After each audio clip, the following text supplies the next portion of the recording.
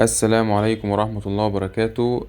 دلوقتي هنقول لكم التوصية الثالثة من توصيات رامبل التابعة لمنصة ساندر لتداول أو الأوراق المالية. طبعا التوصية بتاعت رامبل بتاريخ 13/2/2024 اللي هو بتاريخ اليوم. طبعا رمز السهم ETRS المصرية لخدمات النقل. حدود الشراء بتاعته من 94 ل45. طبعا السهم ده سهم ممتاز وسهم قوي، لكن ماليا والسيولة بتاعته في التداول مش سيولة ضخمة.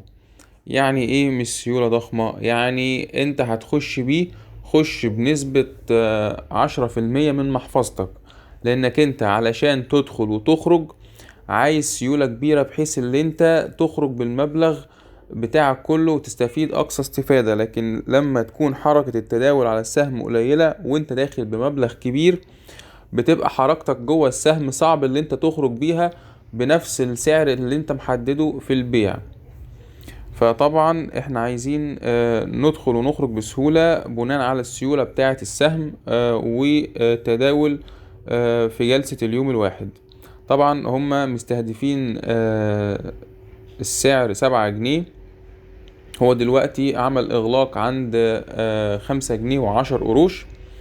طبعا نسبة العائد المتوقعة من السهم دوت 42%. وقف الخسائر 4 جنيه 35 قرش بنسبة 12%.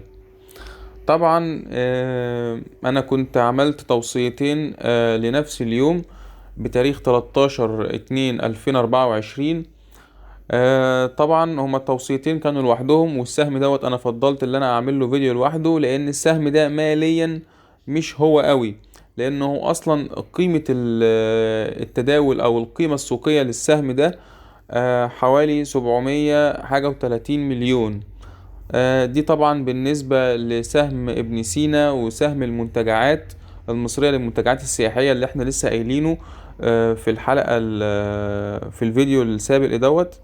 طبعا انت بتتكلم في بلايين، يعني ارقام كبيرة جدا. فانت السيولة بتاعت السهم سهل ان انت تخرج وتدخل جوه السهم وتتداول حتى لو انت مضارب، وتبيع وبتشتري في نفس الجلسة. وبالتوفيق للجميع ان شاء الله.